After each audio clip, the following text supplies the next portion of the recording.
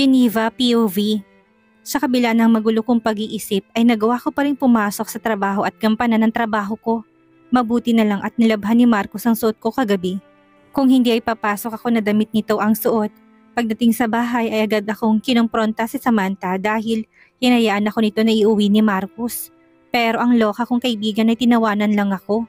Maging si Harper na dumating ay hindi nakaligtas sa inis ko. Hoy, kayong dalawa, kaibigan ko ba talaga kayo? Bakit niyo naman ako hinayaan dalhin ng lalaking yon? Alam niyo na siya ang dahilan kung bakit ako nasasaktan ngayon. Umupo ako at tinignan silang dalawa ng masama. Pakiramdam ko'y pinagkanulo nila akong dalawa. Best, kung meron mang mas may karapatan sa amin na iuwi ka, si Marcos yon, okay? Ani Samantha. Asawa mo pa rin siya kahit na pagbali-balik na rin natin ang mundo. Pagdadahilan nito. Samantha is right, Eva. Hindi naman ibang tao si Marcos. Tinaas kong kamay ko para patigilin si Harper sa pagsasalita. Sandali nga lang, ako ang kaibigan yung dalawa at hindi ang ex-husband ko. Nakangising itinaas din ni Harper ang kamay. Hep, not ex, Eva. He's still your husband. Hindi pa kayo anal kaya kasal pa rin kayong dalawa at mag-asawa pa. Tumabi sa akin si Samantha at tumakbay. Chika naman dyan, best. Anong ginawa niyo kagabi? Pinaramdam ba niya sa'yo kung gaano kanya kamahal? Nagkatinginan pa silang dalawa ni Harper at saka ngumiti ng makahulugan. Anong ginawa? Wala akong ginawa ha. Diyan na nga kayong dalawa kung ano-anong sinasabi niyo. Nagmamadali akong umalis at pumasok sa kwarto ko. Lahat na nangyari at ginawa ko kagabi ay naalala ko lahat kaya naman hiyang-hiya ako ngayon habang nagpapagulong-gulong sa ibabaw ng kama ko. Tumingin ako sa kamay ko. Naalala ko na hindi lang isang beses kong hinaplos ang katawan ni Marcos. Nakakahiya talaga. Kaya pala todo ngisi ito kanina sa akin. Dahil hindi nga ito ang namantala kung hindi ako. Pero paano nito na lamang nasa bar ako? Naitanong ko sa sarili ko. Ayon naman kina Samantha at Harper ay hindi ang mga itong nagsabi kay Marcos. Na naroon ako. Inalis ko na lang sa isip kong nangyari. Hindi na kami makikita kaya hindi ko na dapat isipin pang bagay na yon. Ang abogado ko na lang ang bahalang mag-asikasa sa annulment naming dalawa. Akala ko ay babalik na sa normal ang lahat dahil hindi ko na nakikita si Marcos. Pero mali ako, 2 linggo nang nakalipas nang umalis ako sa mansyon. Bawat oras, araw, minuto at segundo palagi ko pa rin siyang naiisip. Pinilit kong isubsob ang sarili ko sa trabaho para makalimutan siya. Pero hindi ko magawa. Bumuga ako ng hangin at nahahapong nangalumbaba sa desk ko. Nagpaalam ng mga kasama ko dahil tapos na ang oras ng aming trabaho. Pero heto ako at walang kagana-ganang umuwi. Kung hindi pa nag-check ang maintenance ng buong gusali, hindi ako tatayo para umuwi. Nabigla ako ng paglabas ko ay nakita ko si Romel na naghihintay sa akin. Nakangiting inabot nito sa akin ang hawak na bulaklak. Nagabala ka pa? Tumingin ako sa relong nasa bisig. Kanina ka pa naghihintay? Nang tumango ito ay napangiwi ako. Sana'y nag-message ka sa akin para nag-out agad ako. Naghihintay ka pa tuloy ng matagal dito sa labas. It's alright, Geneva.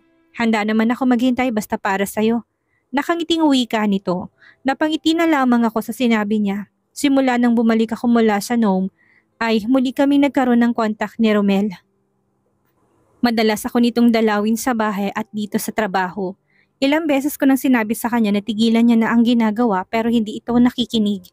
Nagtapat na ito sa akin ang nararamdaman kaya alam kong tungkol sa pag-ibig nito sa akin. Pero saradong puso ko ngayon at wala pang balak na makipagrelasyon sa iba. Sinabi ko ito kay Romel dahil ayaw ko siyang paasahin. Nang malaman itong tungkol sa pagproseso ng annulment namin ni Marcos ay mas lalo itong nagpursige. Naiparamdam sa akin ang tungkol sa nararamdaman nito. Napabuntong hininga na lang ako. Kasalanan to ni Samantha kung hindi nito sinabing tungkol sa annulment namin ni Marcos. Ay baka matagal na itong huminto. Dahil gutom na rin ako ay sumama ako kay Romel para kumain ng dinner sa labas. I'm glad na pumayag kang kumain tayo sa labas ngayon, Geneva. Palagi mo na lang kasi akong tinatanggihan. Pakaramdam ko tuloy ay meron akong sakit na nakakahawa kaya ayaw mo sumama sa akin. Gutom na kasi ako kaya sumama ako sa'yo. Ani ng utak ko. Hindi ako sumagot at tumangulang sa kanya. Ngayon ko lang naramdamang hindi lang ako nagugutom ngayon. Pagod na pagod din ang katawan ko. Maging ang utak ko marahil ay dahil sa kakaisip ko kay Marcos. Pagdating namin sa restaurant ay agad nang order kami ng pagkain. Nang mapatingin ako sa kabilang mesa ay nakita ko si Felicity. Ang liit nga naman ng mundo. Pati ba naman dito magkikita kami? Nang makita ko nito'y kaganitong hinawakan ng buhok na tila ba takot na takot. Nakita kong hinatak nito sa kamay ang babae na kung hindi ako magkakamali kapatid nito. Ito ang babaeng nagbuhos sa akin ng alak sa mukha noon sa party. Napangiwi na lamang ako ng maalalang pananambunot ko kay Felicity. Kaya hindi niya masisisi ito na matakot ay dahil halos tanggalin niya ang mga buhok nito. Naski ako hindi ko inakalang magagawa ko yon. Dahil sa selos ko. Tumagal ng kalahating oras bago dumating ang pagkain in-order namin. Nainip na ako at nagugutom pero itong si Romel ay walang tigil sa kakakwento sa akin tungkol sa kanilang mga negosyo. Maya-maya ay dumating ng mga order naming pagkain.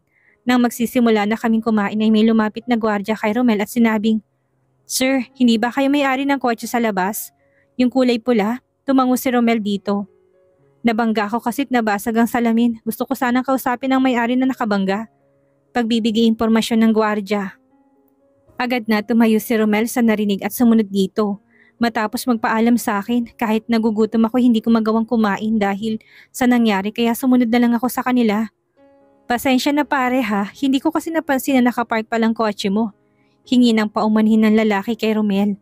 Naningkit ang mga mata ko habang nakatingin sa lalaki nakabangga sa kotse ni Romel. Pamilyar siya sa akin. Hindi ko lang matandaan kung saan ko ba ito nakita.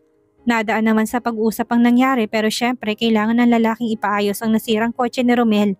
Napapitlag ako nang bigla na lamang may umakbay sa akin. Ganun na lang palalaki ng mata ko nang malingunan ko si Marcus. "Good evening asawa ko." Nakangiti at malakas na bati nito kaya naman napatingin sa gawin namin sila Romel. Tumingin na may seryosong tingin si Marcus kay Romel. Siguro naman walang masama kung kukunin ko na si Eva. Besides, asawa ko naman siya. Hindi na hinintay ni Marcus ang sagot nito. Hinawakan ako nito sa kamay at hinila. "Ano ba Marcus? Bitawan mo nga ako." Pilit kong hinilang kamay ko sa kanya. Pero dahil sa gutom ay wala akong lakas.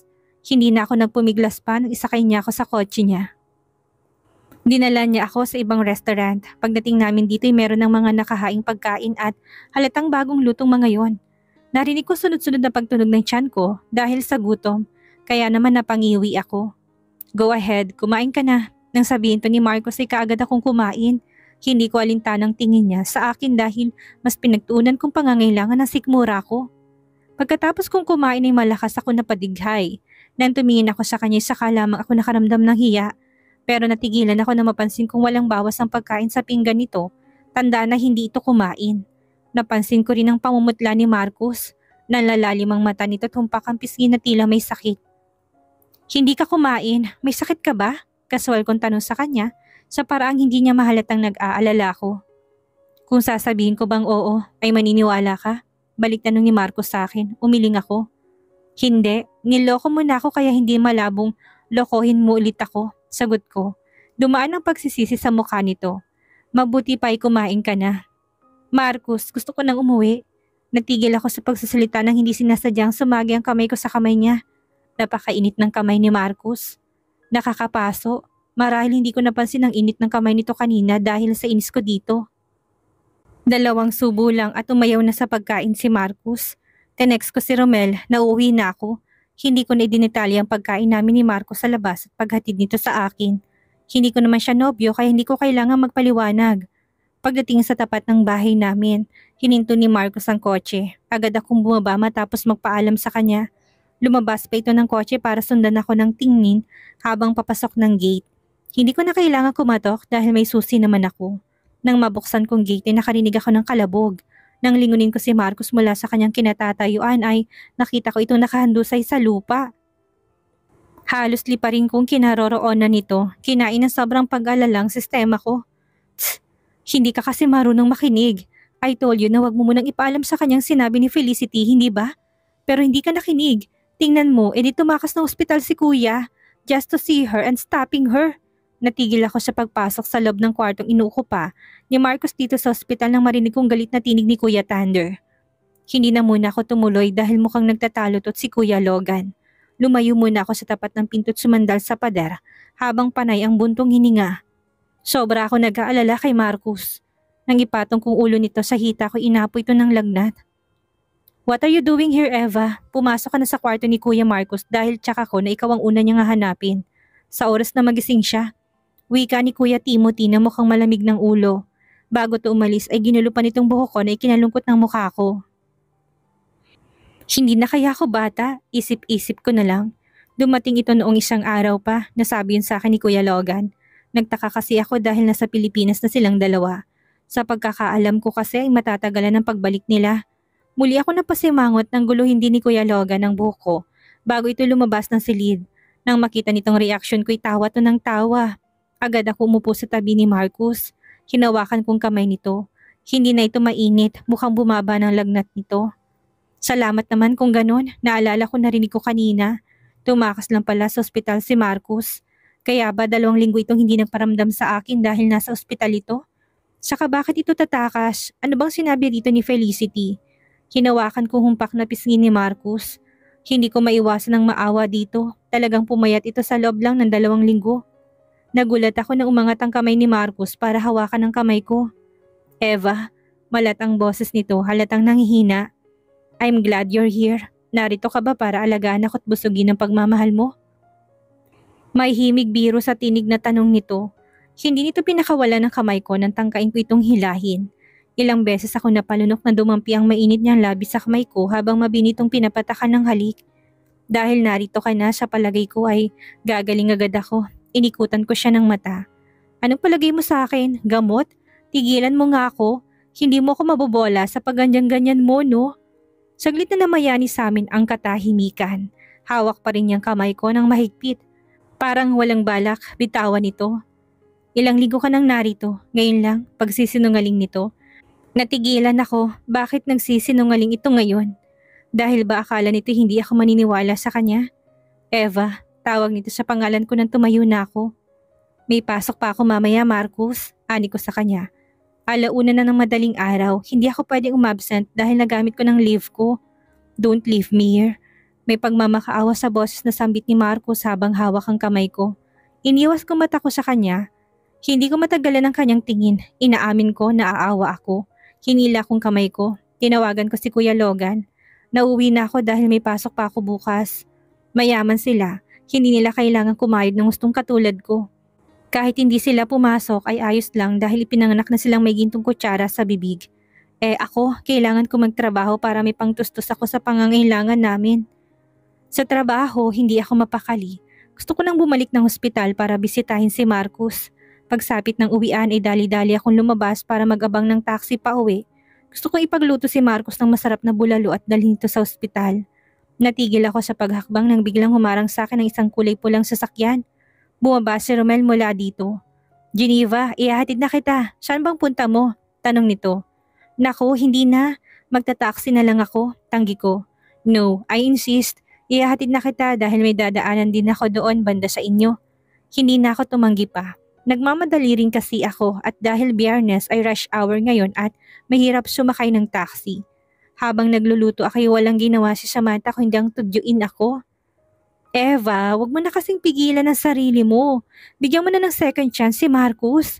Ikaw din, bahala ka. Kapag yan natauhan, baka humanap pa yan ng iba. Di, heartbroken ka na naman, dagdag nito. Umismid ako at namewang. Di humanap siya ng iba. Wala akong pakialam kung humanap siya, no? Doon naman siya magaling eh. Ang saktan ako, wika ko. Pero sa loob-loob ko hindi ko matatanggap kung mangyayari ngayon. Ewan ko ba, gusto ko na maghiwalay kami pero hindi pa rin ako handang pakawalan siya. Pagkatapos ko magluto ay kaagad ako nagtungo sa ospital. Ilang beses muna akong bumuga ng hangin bago pumasok sa pinto. Kumunot ang noo ko dahil pagbukas ko'y madilim. Pero hindi nagtagal dahil biglang bumukas ang ilaw. Sa sulok nakita ko nakatayo si Marcus. May hawak na bungkus na mga bulaklak, meron itong ngiti sa labi habang nakatingin ang buong pagsuyo sa akin. Biglang pagtulo ng luha ko nang sabihin niyang katagang matagal ko nang hindi naririnig. Happy wedding anniversary, asawa ko. Salamat dahil bumalik ka ngayon. Nagkaroon tuloy ako ng pagkakataon na batiin ka sa pinaka-special na araw na to. Lumapit si Marcos sa akin habang hilap ang stand ng dextrose nito at hawak sa isang kamay ang bulaklak. Agad kong pinahid ang luha ko sa mata. Tinanggap kong bigay niyang bulaklak. Dumukot siya sa bulsa at sinuot sa aking kamay ang singsing na iniwan ko noon bago ko umalis ng bahay namin sa Tagaytay. Sa pagkakataong ito, sana hindi mo na ito alisin sa kamay mo, Eva. Matapos isuot sa daliri kong singsing isabay kaming naluha ni Marcus. Na-realize ko na hindi dapat pinipilit ang paghihingi ng tawad. Dapat ay matuto ako maghintay na ibigay mo ito sa akin. Marcus, usal ko, bigla ko nakaramdam ng kakaibang kaba sa dibdib. Naalala ko sinabi ni Samantha sa akin kanina. Simula ngayon, pinapalaya na kita, Eva. Hindi ko nadadagdagan pang mga kasalanan ko sa'yo. Hindi na kita sasaktan pang muli at kung ang kalayaan mo makakapagpasaya sa'yo, ibibigay ko ito kahit na masakit. Hinawakan ni Marcus ang mukha ko, tinitigan ako sa mata. Eva, mahal na mahal kita. Sana balang araw ay mapatawad mo ko. Ang bilis niyang sumuko. Yun ang nasabi ng puso ko na ngayon ay umiiyak na naman. Hindi ko magawang magsalita. Tanging paghagulhol lamang ang aking nagawa. Mahal ako ni Marcus. Yun ang sabi niya. Pero bakit hindi niya yun pinatunayan sa akin ngayon? Hanggang salita lamang ba ito? Ate Eva, untag sa akin ni Liam sa akin. Kanina pa ako nakaupo't wala sa sarili habang nakatingin lamang sa kawalan. Simula nung umalis ako ng ospital ay ganito na ako, tila walang buhay. Narito ako ngayon sa bahay nila tatay para dalawin sila. Tulala ka na naman ate, si Kuya Marcos bang iniisip mo? Hindi ako sumagot sa kanya, muli ay tumingin ako sa kawalan kaya napakamot sa ulo. Patawarin mo na kasi si Kuya Marcos ate, mahal ka naman niya eh. Kung hindi ka niya mahal, hindi siya magmamakaawa at luluhod sa harap ni tatay araw-araw noon para sabihin kung nasang bansa ka. Natutup ni Liam ang bibig. Tumingin ako sa kapatid ko na may pagtatanong sa mata. Anong ibig mo sabihin? Sorry ate ha, ayaw kasi ni tatay na sabihin ko ito sa'yo. Si Kuya Marcos nung nawala ka, araw-araw siyang nagpupunta dito sa bahay. Lumuluhod siya sa harapan ni tatay at nagmamakaawang sabihin sa kanya kung nasan ka. Mahal ka ni Kuya Marcos ate. Tumulong luha ko hanggang sa napahagulhol na ako ng iyak. Ayon kay Liam, ay dumating si Marcos dito sa bahay ng araw na umalis ako. Humingi ito ng tawad at nagmakaawa kina tatay. Nagsasabi pala ng totoo si Marcos sa akin. Mahal pala talaga niya ako. Pero naging saradong isip at puso ko. Saan ka pupunta? Tanong ni Liam. Huminto ako at nilingon ng kapatid ko. Sa asawa ko, ibabalik ko siya sa piling ko, Liam. Brad, hanggang ngayon pinapaasa ka pa rin ni Geneva. Akala ko ba nakukuha mong lahat ng babaeng gusto mo? May pang-aalas ka sa tinig na wika ni Emil. Isa ito sa mga barkada ni Romel. Nasa isang bar silang magkakaibigan nang biglang ipasok nitong tungkol sa babaeng matagal nang gusto ni Romel. Oo nga Romel, akala ko ba ay sisiw lang sa'yo na makuha siya. Wala ka naman pala eh. Kantsaw pa naman ang isa pang kaibigan ng binata. Humigpit ang hawak ni Romel sa basong hawak na mayroong lamang alak. Hindi niya pinahalata sa mga tong pagkairita sa kanyang mukha. Bagkus ay ngumiti siyang tila baliwala lang sa kanyang sinasabi ng mga ito. Subalit ang totoo ay nagpupuyos ang galit sa dibdib niya. Hindi namin nais na madalin pareho ni Geneva ang lahat ng Brad. Kasal pa siya kaya naman nagkakasya na lamang muna kami sa ganitong setup. Sabi nga nila kapag mahal mo isang tao ay maghihintay ka. Kunwari saad niya, pinalungkot pa ng ginatang boses at pinahira ng lungkot ang mukha. Nakaramdam ng awang kanyang mga kaibigan sa kanya. Believe kami sa iyo Brad. Kaya mo maghintay kay Geneva kahit na nasasaktan ka na. Ang swerte niya dahil siyang pinili mong mahalin. Ang kaninang kantsaw sa kanya ay napalitan ng simpatya. Paglabas ng bar ay galit na sinipa ni Romel ang gulong ng kanyang sasakyan. Pinauna lamang niya ang mga kaibigan para mailabas ang galit niya. Putang ina talaga. Bakit ba hindi mo ko magawang mahalin Geneva? Bakit ang Marcos pa rin na yun ang siyang mahal mo? Napapabaling ang mga taong dumaraan ng paulit-ulit niyang sinuntok ang bintana ng kanyang sasakyan. Subalit wala siyang pakialam. Ang nasa isip lamang ng binata ay ang galit at paninibugho sa kanyang dibdib. Lahat ng gusto niya ay kanyang nakukuha. Simula sa kanyang pagkabata ay binibigay ng kanyang magulang anuman ang kanyang naisin. Kaya ngayon hindi niya matanggap na nahihirapan siyang makuhang puso ni Geneva. Matagal nang may pagtingin si Romel sa dalaga. Mula sa malayo ay palagi siyang nakatanaw dito. Kaya alam niya na gusto rin siya nito. Kung hindi na sana niya pinatagal ang pagporma dito, ay hindi siguro to maikakasal sa anak ni Morphy Montemayor. Ang isa sa kilalang pinakamayamang tao sa buong mundo. Nang makarating sa kanyang balita tungkol sa pagpapakasal ni Geneva ay halos magwala siya. Agad na humingi siya ng tulong sa magulang na makuhang dalaga. Subalit tinanggihan siya ng mga ito sa unang pagkakataon. Hindi nito gustong makalaban ang pamilya Del Rio. Nagpupuyo siya sa galit, subalit wala siyang magawa, lalo na't maging ang kanyang magulang ibinigyan siya ng babala na huwag subukang kalabanin ang makapangyarihang pamilyang ng mga ito. Kaya nang malaman niya ang tungkol sa pag-alis ng bansa ni Geneva ay nagpakasaya siya. Ang totoo ay sinundan niya ito sa Nome na hindi nito nalalaman. Sinadya niyang makipaglapit lalo dito. Sa katunayan ay tumira siya malapit sa tinitira ng dalaga. Pinagbabasag ni Romel ang lahat ng kanyang mahawakan nang makarating sa tinutuluyan niyang apartment na katabi lang ng tinutuluyan ni Geneva at ng kaibigan nito. Sinundan niyang dalaga na pag-alaman niyang dinadalaw nito sa ospital ang dati nitong asawang si Marcus. Nagsimulang manlabo ang mga mata ng binata dahil sa luha. Akin ka lang, Geneva. Lahat ng nais ko ay nakukuha ko't isa ka sa mga yon. Hindi ako papayag na mapunta ka sa iba. Sa akin ka lang at hindi si Marcos na yan. Kinuha ng binatang baril sa kanyang drawer at tila baliw na tinignan ito. Tutol ang magulang niya sa pag-alis ng kanilang bahay. Alam na mga ito nakakaibang takbo ng kanyang utak. Dahil pinalaki siyang nakukuha ang gusto, ay hindi siya tumitigil ng hindi yan makuha.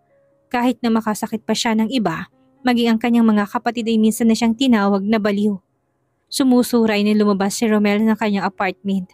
Pansamantala nitong itinagong baril sa tagiliran at saka kinatok niyang apartment na tituluyan ni Geneva. Halatang nabigla ang kaibigan ni Geneva na mapagbuksan siya. Mainis din sa mukha ni Samantha dahil tila sisirain ni Romel ang pintuan nila sa paraan nito ng pagkatok. Kakausapin ko si Geneva. Nandyan ba siya sa loob? Hindi lang lasing si Romel, bakas din ng galit sa mukha nito. Yun ang napansin ni Samantha. Nagbigay yun ng takot sa kanya. Wala siya dito. Malakas na tinulak ni Romel ang babae at pumasok ng walang pahintulot. Ano ba, Romel? Sinasabi ko nang wala nga siya dito. Geneva, lumabas ka rito at mag-usap tayo. Pagpupumilit ng binata. Hindi ako aalis na hindi tayo nag-uusap. Geneva. Walang nagawa si Samantha kung hindi ang hayaan itong pumasok sa mga silid na naroon. Mabuti na lamang dahil wala ditong anak niya. O ano, wala siya hindi ba? May bahid ng inis na wika ni Samantha. Nandun siya sa tatay niya. Aray ko! Bitawan mo nga ako! Ano ba? Nasasaktan ako! Nahintakutang sambit nito nang hawakan itong madiin sa balikat ng binatang lasing na lasing. At wala sa tamang pag-iisip dala ng alak. Nasa tatay niya. O nasa asawa niya. Sabi mo sa akin kundi malilintikan ka sa akin. Pagbabanta nito. Nanginig sa takot si Samantha. Bungakala niya iba si Romel sa ibang lalaki. Pero mali siya. So nakikita niya ngayon ni delikadong kaibigan niyang si Geneva rito. Mabuti na lang at hindi itong nakatuluyan ni Eva. Mas masahol pa pala to kay Marcus. Ang totoo, hindi ko talaga alam kung nasan siya. Hindi ko tiyak kung nasa bahay siya ng tatay niya o sa bahay ng asawa niya. Romel, mas mainam sigurong magpahinga ka na muna para mahimasmasan ka sa kalasingan mo. Gabi na kaya hindi ka dapat nag-abala ng iba. Tumahimik ka. Malakas na bulyaw ni Romel dito sabay sampal ng malakas. Dahilan para tumamang ulo ni Samantha sa kanto ng mesa. Duguan itong bumagsak sa sahig at wala ng malay. Sa kabila ng kalagayan ni Samantha ay nagawa pa rin itong iwan ni Romel nang hindi humihingi ng tulong para madala ito sa ospital. Pinaharurot ni Romel ang kotse niya palayo. Dahil sa kanyang kabaliwan kay Geneva ay alam niyang lahat tungkol dito. Maski ang mensyon na tinirahan nito noon. Gumising binata na makitang pakay niya, si Marcus. Nakalabas na nga ito ng hospital at mukhang nasa labas to ng tarangkahan dahil nag-overheat ang sasakyan ng mga ito kasama itong dalawang kapatid na kambal. Nang maunang pumasok ang kambal ay kinuha niyang pagkakataong yun para magawa ang balak niya. Sa nahihilong paningin ay nagawa niya itong patamaan sa dibdib ng baril. Hindi pa siya nakontento. Pinaharurot niya ang sasakyang kinaroroonan nito at sinagasaan ito. Mabilis na lumayo siya sa lugar matapos magawa ang pakay. Wala nang hadlang sa kanila ngayon ni Geneva. Magagawa na siya nitong mahalin dahil wala na si Marcus. Shit! Malakas na mura ni Romel nang mamanid ang kanyang katawan. Nagpagewang-gewang ang kanyang sasakyan habang bumangga ito sa isang poste. Galit na bumaba si Thunder mula sa kanyang motorsiklo, ang ginamit niya upang habulin ang sasakyang bumaril sa kanyang kapatid. Sa nagdidilim na paningin ay nilapitan niya sa sasakyan ni Romel. Maski duguan na ito'y wala siyang pakialam, nilabas na ito dito at walang awang pinagsusuntok. Sa kabila ng tama nito ng bala sa katawan. I will kill you, bastard! Sisiguraduhin kung hindi ka na mabubuhay pa! Ani Thunder sa galit na tinig. Magbabayad kang hayop ka! Papatayin kita! Wala na sa sariling binata. Nadala ito ng labis na galit. Ang patayin si Romel na lamang ang tanging nasa isip nito.